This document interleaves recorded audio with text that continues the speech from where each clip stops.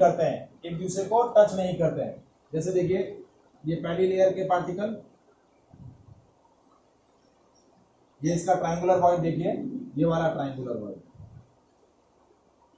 ये ए टाइप है, ए टाइप के पार्टिकल है। अब दूसरा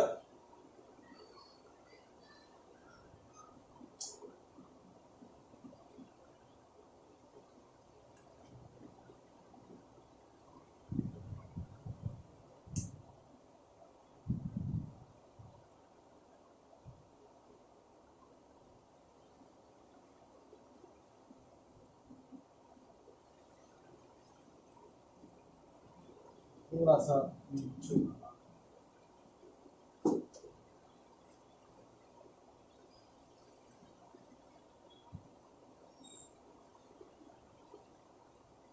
ठीक है। और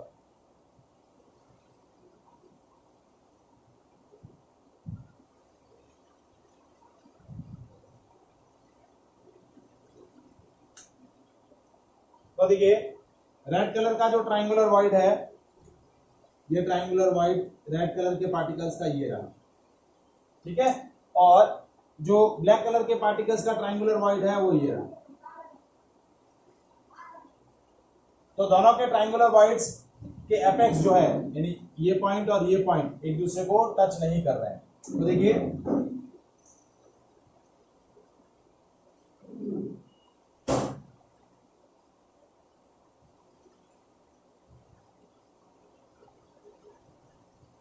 इस तरीके से स्टार बन जाएगा,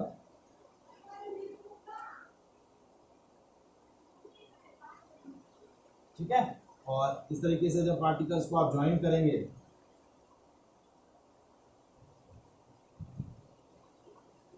so this will form octahedron. क्या फॉर्म कर रहा है? ऑक्टाहेड्रॉन। क्या फॉर्म कर रहा है ये आपका? ऑक्टाहेड्रॉन। ये आपका क्या हो गया? Octahedral bond. क्या बोला जा रहा है? ये ऑक्टाहेड्रल बॉन्ड। ये आपका लेयर ए के पार्टिकल्स हैं, ये लेयर बी के पार्टिकल्स हैं, और this will form a octahedral bond. ये बीच वाला जो स्पेस होगा ये आप क्या बोला जाएगा? Octahedral bond. ये जो बीच वाला स्पेस दिख रहा है ये आपका ऑक्टाहेड्रल वॉइड होगा। तो अब ऑक्टाहेड्रल वॉइड की साइज हम कैसे कैलकुलेट करेंगे?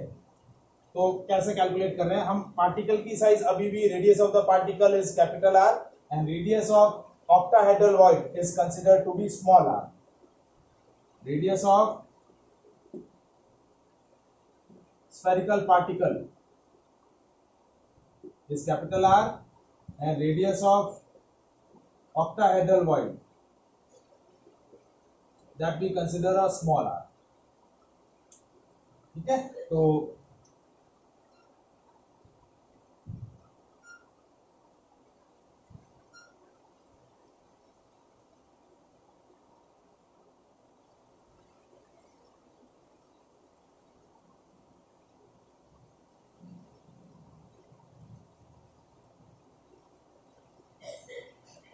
ठीक है, ये आर, ये आर, ये आर और ये आर, और यहाँ ये बीच में आपका क्या है?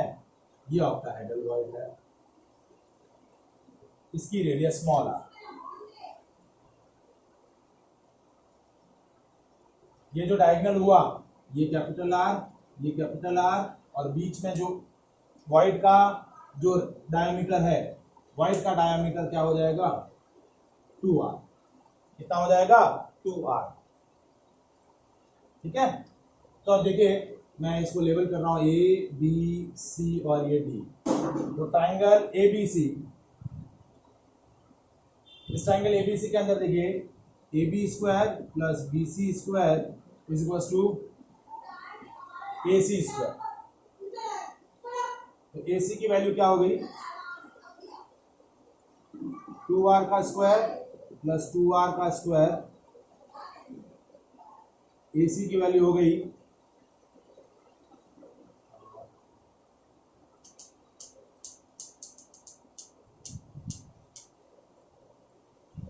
8r square. ठीक है। तो ए सी स्क्वायर की वैल्यू, तो ए सी की वैल्यू हो गई 2√2r। कितनी हो गई? 2√2r।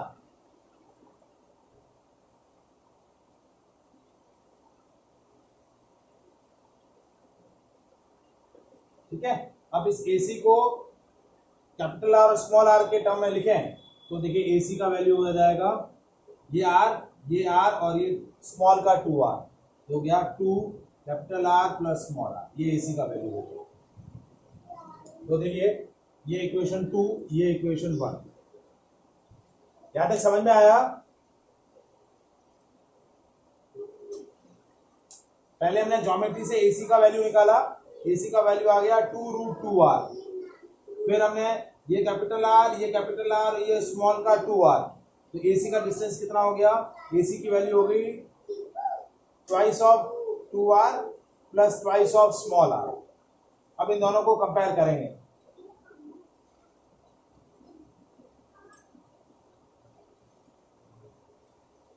तो देखिए कैसे कंपेयर कर रहे हैं।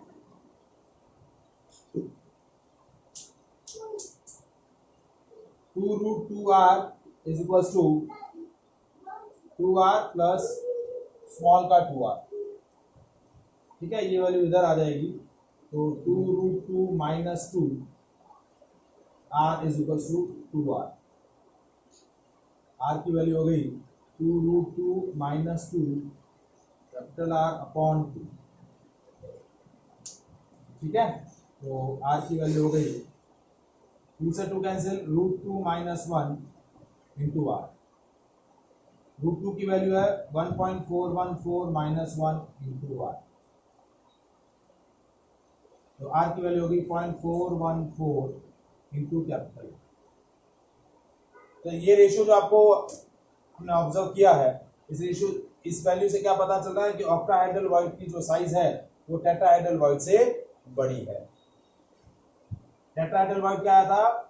0.225 इंटू r, और ये कितना आया? 0.414 इंटू r। जो आपका एक्सरसाइज का क्वेश्चन नंबर 14 है वो यही है। Is it clear?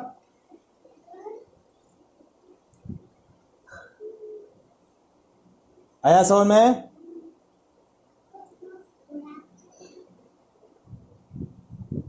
अब देखिए, now will discuss the some numerical questions on non stoichiometric defects.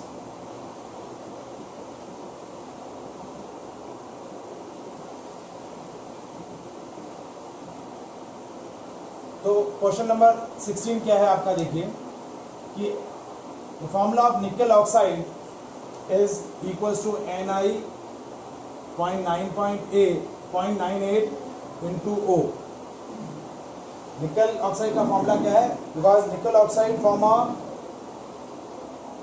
a crystal lattice in which non-stoichiometric defect is present, and that non-stoichiometric defect is metal deficiency due to metal deficiency defect। कौन सा defect है? metal deficiency defect, मतलब metal ion जो है वो negative ion के comparison में कुछ कम है। सो इस क्रिस्टल के अंदर निकल एटम जो है या तो Ni2+ के फॉर्म में है और Ni3+ के फॉर्म में है। सम ऑफ द निकल 2+ आयन इज रिप्लेस्ड बाय निकल 3+ आयन।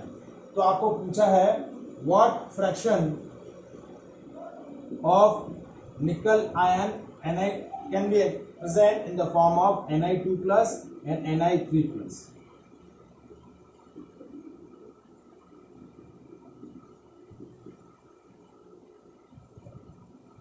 हमने नॉन स्टोइकियोमेट्रिक डिफेक्ट डिस्कस किया था, तो हमने बताया था कि some of the metal ion is replaced by other metal ion of higher valency.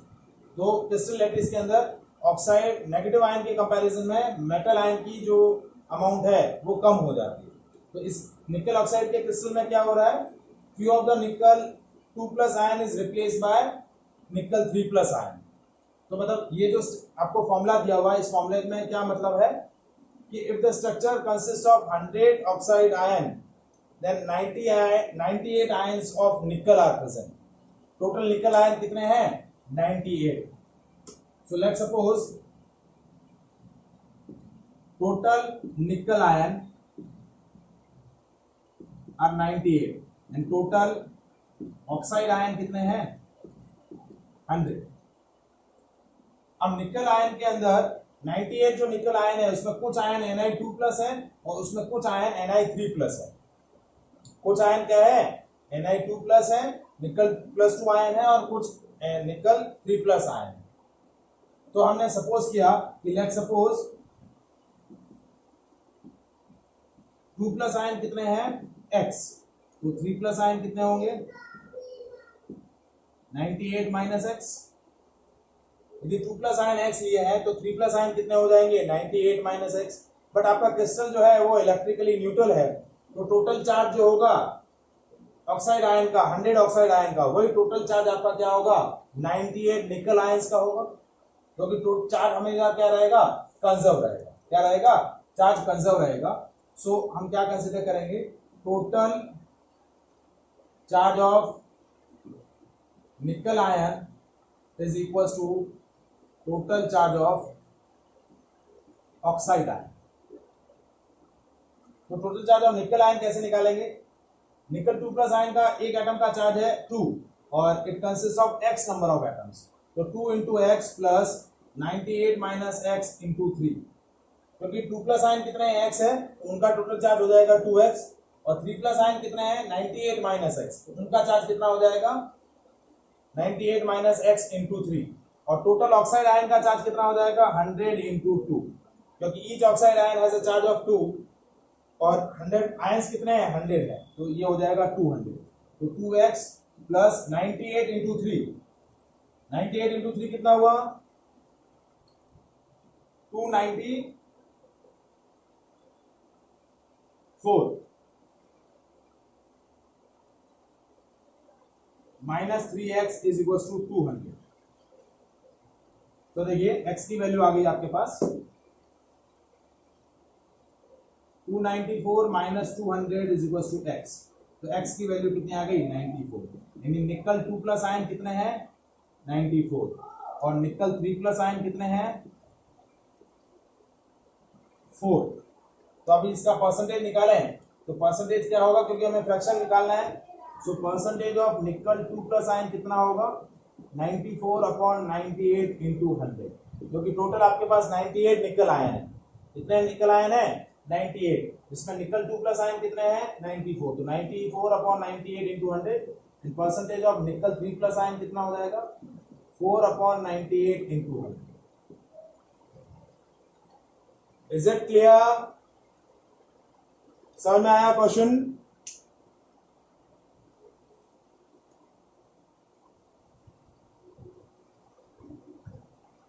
So this variety of question related to the non-stoichiometric defect, किससे रिलेटेड है आपका नॉन स्टोइकियोमेट्रिक डिफेक्ट से रिलेटेड है।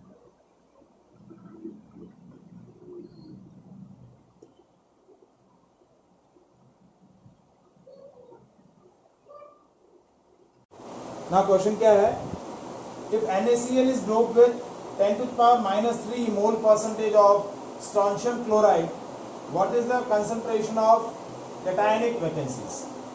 How many cationic vacancies are there? यदि आप NaCl का कितना concentration ले रहे हैं 10 to the power minus 3 mole percentage, then how many cationic vacancies are there? तो अब यह क्वेश्चन क्या है, this is a question related to the impurity defect. Impurity defect में हमने यही एग्जांपल लिया था, if we add strontium chloride in the crystal of sodium chloride, so some of the sodium ion is replaced by strontium ion, means one strontium ion is occupy one space by replacing two sodium ion, मतलब वो दो sodium ion को replace करके एक place कौन occupy करेगा, एक strontium ion replace क्या कर देगा ऑक्यूपाई कर देगा। देखिए मैं क्रिस्टल लेटेक्स बना रहा हूँ यहाँ सोडियम क्लोराइड का 1 2 3 4 5 6 7 8 9 10 11 12 और ये 16।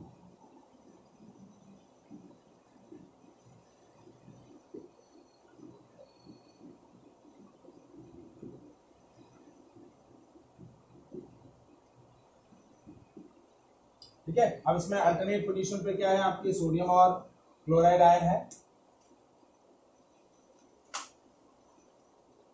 ये sodium ion, sodium ion, sodium ion, sodium ion, sodium ion, sodium ion, sodium ion और ये सोडियम आयन। और अल्टरनेट पोजीशन पे आपके पास क्या है, क्लोराइड आयन। ये chloride, chloride, chloride, chloride, chloride, chloride, chloride, chloride, ये क्रिस्टल लैटिस हमने बना दिया। अब हम क्या कर रहे हैं, we are adding a strontium chloride. So one strontium ion replace two sodium ion. अब ये दो सोडियम आयन उसने रिप्लेस किया और इसकी जगह एक स्ट्रोंशियम आयन आ गया। सो one strontium ion create a one cationic vacancy. देखिए दो में से एक स्पेस तो उसने ऑक्यूपाई कर लिया। सो one strontium ion create a one cationic vacancy. तो यदि मैं NaCl की कंसंट्रेशन कितनी ले लूं, 10 to the power -3 mole percentage, मतलब how many sodium ion are present, 10 to the power -3 mole percentage. देखिए कंसंट्रेशन ऑफ सोडियम क्लोराइड कितनी दे रखी है, 10 to the power -3 परसेंटेज, यानी कितना हुआ 10 to the power -3 अपॉन 100, यानी 10 to the power -5 mole of NaCl।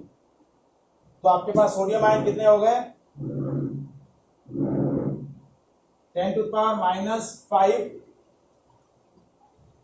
Moles of sodium ion.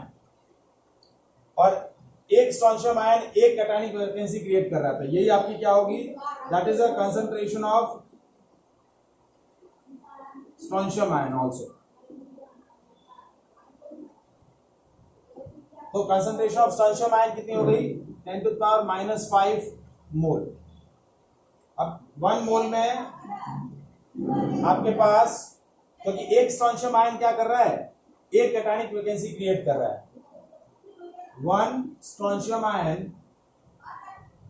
Create 1 cationic vacancy. तो आपके पास कितने स्ट्रोंशियम आयन है, 10 to the power 5 mole strontium ion. तो कैटायनिक वैकेंसी कितनी हो जाएगी, 10 to the power -5 into 6.022 into 10 to the power 23, क्योंकि 1 मोल में नंबर ऑफ एटम्स है, आयंस कितने होते हैं, एवोगैड्रो नंबर चाहिए। तो आपकी कैटायनिक वैकेंसी कितनी हो गई, 6.022 into 10 to the power 18 cationic vacancy. How many cationic vacancies are there, 6.022 into 10 to the power 18। Is it clear? ये आया समझ में?